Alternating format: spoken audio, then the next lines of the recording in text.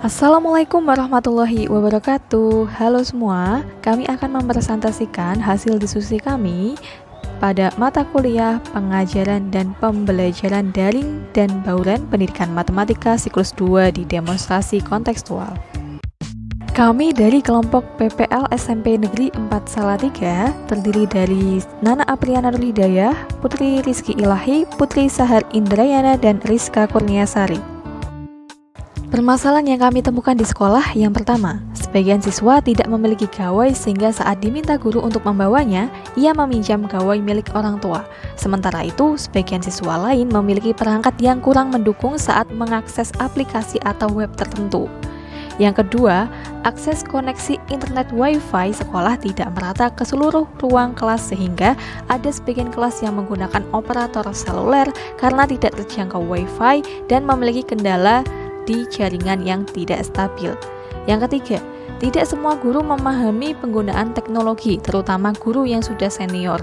Dan yang keempat, proyektor yang tidak tersedia di seluruh kelas sehingga guru harus meminjam di ruang sarana prasarana dengan jumlah proyektor yang terbatas.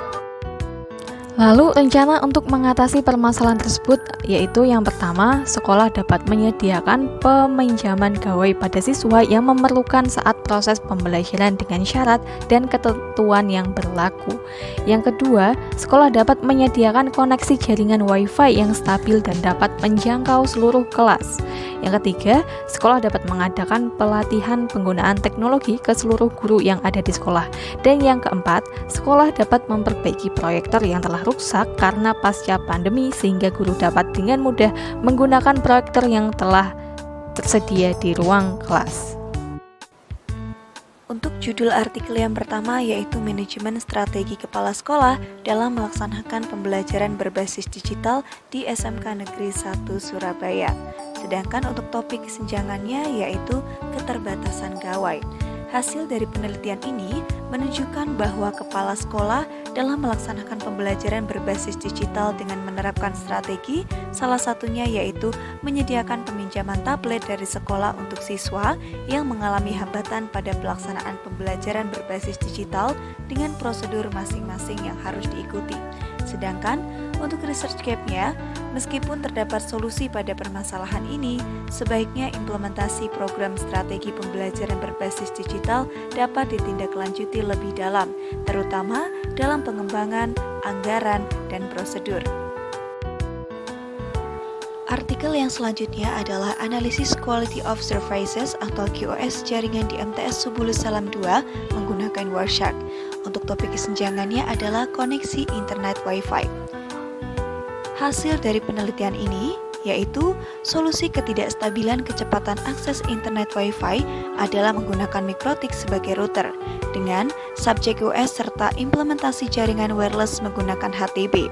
Dari hasil penelitian ini, rancangan jaringan wireless menggunakan HTB dengan mengimplementasikan bandwidth management mampu meningkatkan kualitas akses jaringan internet di MTS Subulus Salam 2 Sriwangi Ulu, sehingga membantu memudahkan pengelola sekolah untuk memantau dan memonitor jaringan wireless. Research gap pada penelitian ini, meskipun penelitian ini memberikan solusi, namun dapat dikembangkan lagi dengan fitur lain yang ada pada mikrotik dan memvariasi jumlah nilai limit tiap user sesuai dengan kebutuhan jaringan. Artikel yang berikutnya berjudul Peningkatan Kompetensi Guru dalam Penguasaan Teknologi Informasi dan Komunikasi melalui Pelatihan Pengembangan Media Pembelajaran berbasis Android, dengan topik kesenjangannya adalah pelatihan teknologi untuk guru. Hasil dari penelitian ini disimpulkan bahwa peserta setuju bahwa pelaksanaan pelatihan telah berjalan dengan baik, di mana sebagian besar peserta berpandangan bahwa pelaksanaan pelatihan telah memberikan manfaat yang mendalam dan sangat membantu dalam peningkatan kualitas diri peserta. Melalui pelatihan ini, guru mampu membuat media pembelajaran mobile learning berbasis Android, sehingga kemampuan pedagogiknya meningkat. Dari hasil diskusi dengan para peserta kegiatan dan kepala sekolah, mereka sangat mengharapkan pelatihan-pelatihan yang dapat menunjang maksimalnya kegiatan pembelajaran seperti pelatihan yang telah dilaksanakan ini. Dengan banyaknya tuntutan dalam proses belajar mengajar, di mana guru harus dapat menciptakan suasana kelas yang aktif dan interaktif. Para guru diharapkan dapat memanfaatkan kemajuan teknologi sebagai media pendukung dalam proses pembelajaran. ResearchGap pada penelitian ini, kegiatan yang dilakukan dan mengembangkan materi dan informasi tentang media pembelajaran menggunakan TIK. Artikel yang berikutnya berjudul Strategi Pengelolaan Kelas di 20 Sekolah Penggerak Kota Semarang, dengan topik kesenjangan adalah keterbatasan sarana dan prasarana. Hasil dari penelitian ini, sekolah dapat menyediakan dan merawat sarana prasarana, yaitu proyektor LCD di setiap kelas, sehingga guru dapat memanfaatkannya dengan baik. Hal tersebut merupakan salah satu strategi pengelolaan kelas sangat penting dalam menumbuhkan keberhasilan proses pembelajaran yang berkelanjutan. Pengelolaan kelas yang dimaksudkan untuk menciptakan lingkungan belajar yang kondusif untuk anak didiknya, sehingga tercapai tujuan pembelajaran yang efektif dan efisien. ResearchGap pada penelitian ini, meskipun jurnal tersebut memberikan solusi, tetapi kembali lagi pada masing-masing individu guru bahwa dalam proses pembelajaran hendaknya dapat mengatur, mengelola, dan memanfaatkan fasilitas di kelas dengan sebaik-baiknya agar siswa dalam mengikuti pembelajaran berjalan dengan efektif dan efisien. Rubrik penilaian proyek pembelajaran. Nama sekolah kami simulasikan di SMP Negeri 4 Salatiga. Mata pelajaran matematika, kelas 8 semester genap, alokasi waktu 3 jam pelajaran. Dengan CP di akhir fase D, murid dapat membedakan beberapa fungsi non-linear dari fungsi linear secara grafik. Mereka dapat menyajikan, menganalisis, dan menyelesaikan masalah dengan menggunakan relasi, fungsi, dan persamaan linear. Pertemuan kedua. Model pembelajaran yaitu problem based learning, moda pembelajaran dalam jaringan atau daring, dengan tujuan pembelajaran yaitu peserta didik mampu menjelaskan pengertian dan sifat kemiringan garis serta menentukan kemiringan garis lurus. Kegiatan pembelajaran pada pendahuluan yaitu ada persiapan. Guru membagikan link Google Meet dan bahan ajar pada Google Classroom. Guru menginstruksikan peserta didik untuk masuk ke platform pembelajaran daring Google Meet yang disediakan. Guru mengucapkan salam pembuka, menyapa, dan menanyakan kabar peserta didik. Guru dan peserta didik berdoa sebelum melaksanakan pembelajaran. Guru melakukan presensi dengan meminta peserta didik untuk menulis salam balasan di kolom chat atau menggunakan fitur reaksi pada platform.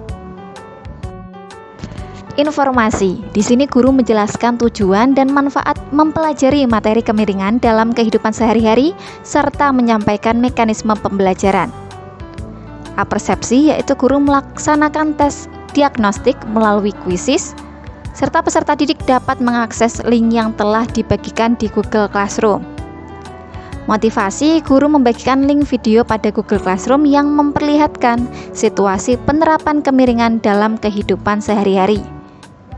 Guru mengajak peserta didik untuk merenung sejenak mengenai bagaimana kemiringan dapat diterapkan dalam kehidupan sehari-hari. Lanjut pada kegiatan inti, yang pertama ada orientasi pada masalah, di mana guru memperkenalkan topik kemiringan, lalu menyajikan video skenario atau cerita tentang kemiringan yang dapat diakses melalui link yang tertera pada PPT. Peserta didik mengamati permasalahan terkait kemiringan di akhir video. Peserta didik bersama guru secara aktif melakukan tanya jawab terkait permasalahan yang terjadi berdasarkan masalah yang ditampilkan. Pengorganisasian peserta didik. Di sini berdasarkan hasil kuisis sebelumnya, guru membagi peserta didik menjadi beberapa kelompok secara heterogen. Guru menginstruksikan peserta didik untuk mengerjakan ELKPD yang telah dibagikan melalui Google Classroom.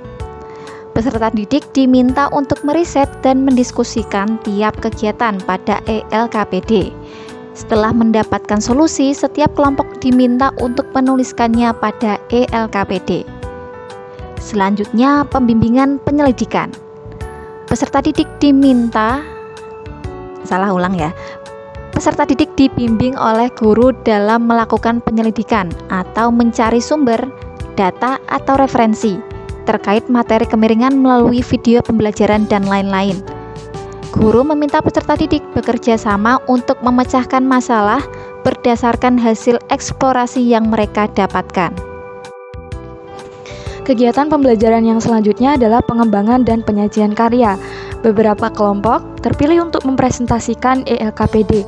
Peserta didik saling melakukan kegiatan tanya jawab atau tanggapan terhadap hasil presentasi kelompok yang tampil. Guru dan peserta didik mengapresiasi peserta didik yang telah tampil dan melakukan kegiatan tanya jawab. Kegiatan evaluasi dan analisis, yaitu peserta didik mendengarkan evaluasi guru secara keseluruhan terhadap hasil kerja kelompok atau peserta didik. Peserta didik mengerjakan kuis pada kuisis yang telah dibagikan dalam Google Classroom untuk melakukan evaluasi. Yang selanjutnya adalah kegiatan penutup, yakni simpulan. Peserta didik dan guru menyimpulkan pembelajaran mengenai materi kemiringan. Peserta didik mengumpulkan lembar ELKPD. Yang selanjutnya adalah refleksi. Peserta didik bersama guru melakukan refleksi terhadap kegiatan pembelajaran yang berlangsung melalui Google Form dengan link yang tertera. Kemudian untuk alat dan bahan yang digunakan dalam simulasi kegiatan pembelajaran yakni laptop, smartphone, koneksi internet, bahan ajar, video pembelajaran, dan ELKPD. Selanjutnya, teknologi yang digunakan adalah Google Classroom, Google Meet, Quizzes, Canva, Live Worksheet, dan Google Form. Setiap hari adalah kesempatan baru untuk belajar dan tumbuh. Jangan pernah berhenti mengejar impianmu. Sekian yang dapat kami sampaikan, kurang lebihnya mohon maaf. Terima kasih.